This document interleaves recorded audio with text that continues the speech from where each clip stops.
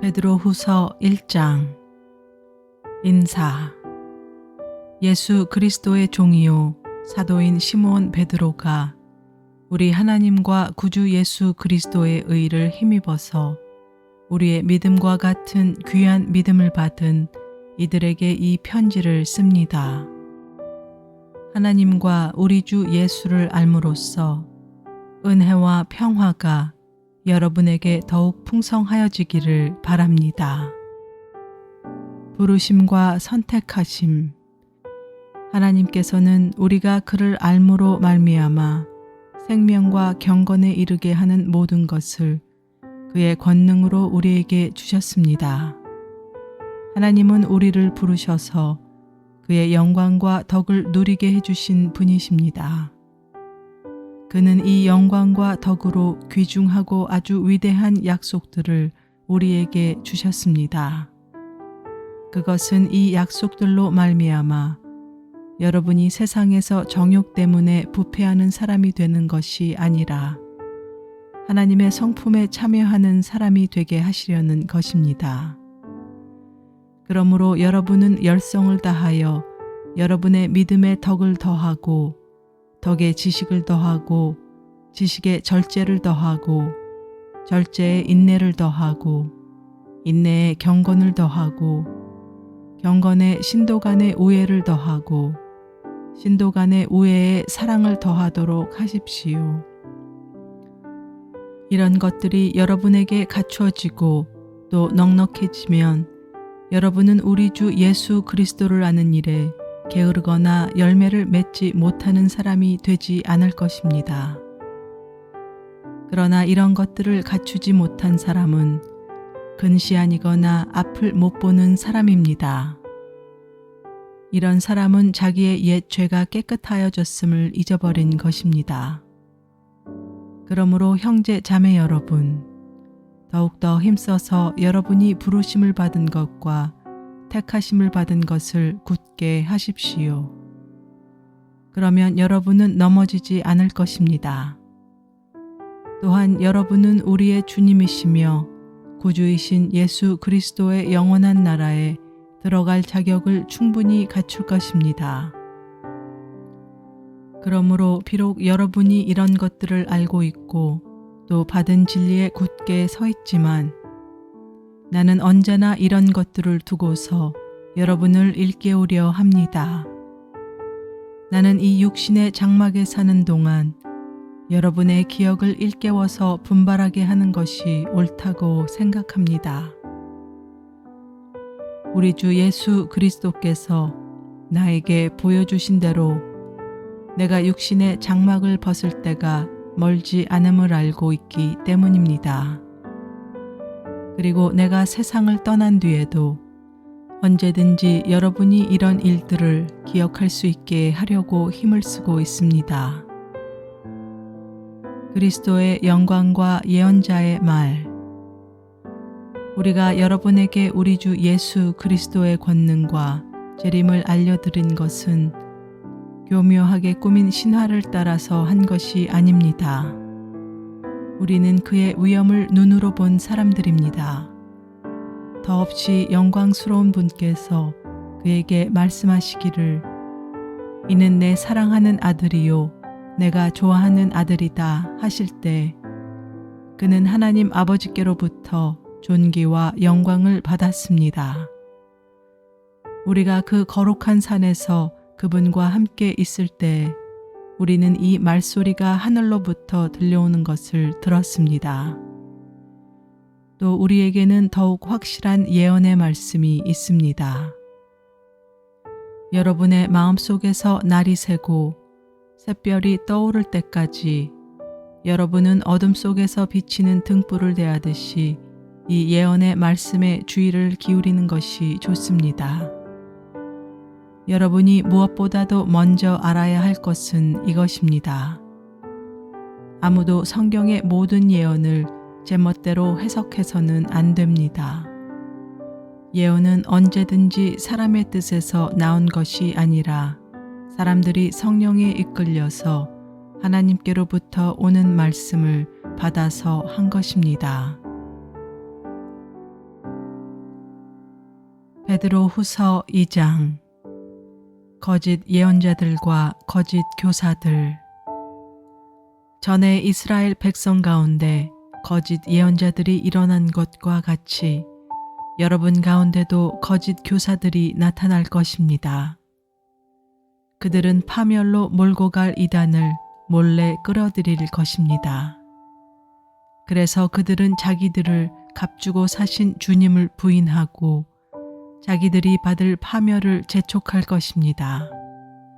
많은 사람이 그들을 본받아서 방탕하게 될 것이니 그들 때문에 진리의 길이 비방을 받게 될 것입니다. 또 그들은 탐욕에 빠져 그럴듯한 말로 여러분의 호주머니를 털어갈 것입니다. 하나님께서는 이미 오래전에 그들에게 내리실 심판을 정해 놓으셨습니다. 파멸이 반드시 그들에게 닥치고 말 것입니다. 하나님께서는 죄를 지은 천사들을 아끼지 않으시고 지옥에 던져서 사슬로 묶어 심판 때까지 어두움 속에 있게 하셨습니다. 그는 또 옛 세계를 아까워하지 않으시고 경건하지 않은 자들의 세계를 홍수로 덮으셨습니다. 그때 그는 정의를 부르짖던 사람인 노아와 그 가족 7사람만을 살려주셨습니다. 그리고 소돔과 고모라 두 성을 잿더미로 만들어 멸망시키셔서 후세에 경건하지 않은 자들에게 본보기로 삼으셨습니다. 그러나 무법한 자들의 방탕한 행동 때문에 괴로움을 겪던 의로운 사람 롯은 구하여 내셨습니다. 그 의인은 그들 가운데서 살면서 보고 듣는 그들의 불의한 행실 때문에 날마다 그의 의로운 영혼의 고통을 느끼고 있었던 것입니다. 주님은 경건한 사람을 시련에서 건져내시고 불의한 사람을 벌하셔서 심판날까지 가두어 두실 줄을 아십니다.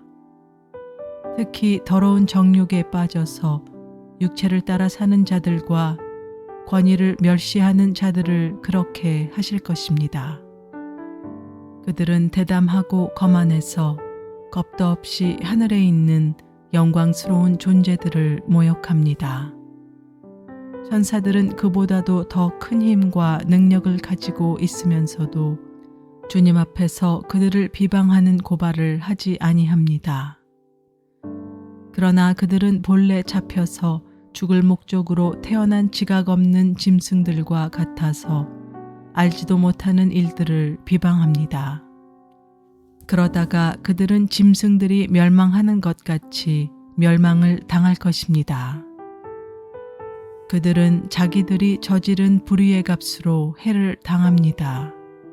그들은 대낮에 흥청대면서 먹고 마시는 것을 낙으로 생각합니다.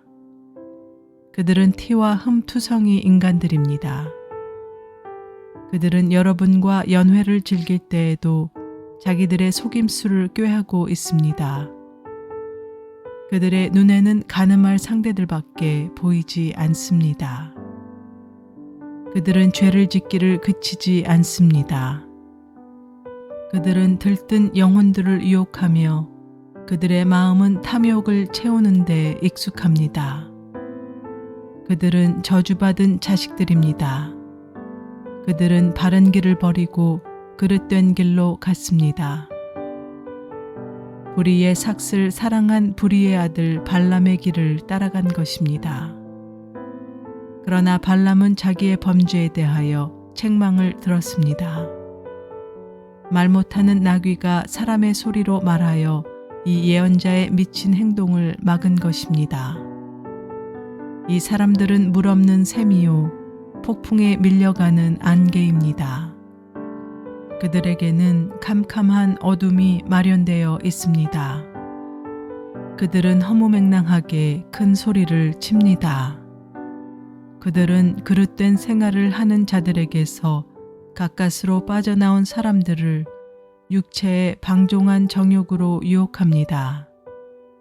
그들은 사람들에게 자유를 약속하지만 자기들은 타락한 종이 되어 있습니다. 누구든지 진 사람은 이긴 사람의 종노릇을 하게 되는 것입니다. 사람들이 우리의 주님이시며 구주이신 예수 그리스도를 알므로 세상의 더러운 것들에서 벗어났다가 다시 거기에 말려들어서 정복을 당하면 그런 사람들의 형편은 마지막에 더 나빠질 것입니다. 그들이 의의 길을 알고서도 자기들이 받은 거룩한 계명을 저버린다면 차라리 그 길을 알지 못했던 편이 더 좋았을 것입니다. 다음과 같은 속담이 그들에게 사실로 들어맞았습니다. 개는 자기가 토한 것을 도로 먹는다. 그리고 돼지는 몸을 씻고 나서 다시 진창에 뒹군다. 베드로후서 3장. 재림의 약속.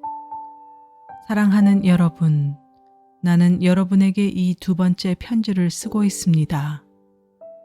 두 번째로 나는 여러분의 기억을 되살려서 여러분의 순수한 마음을 일깨우려고 합니다.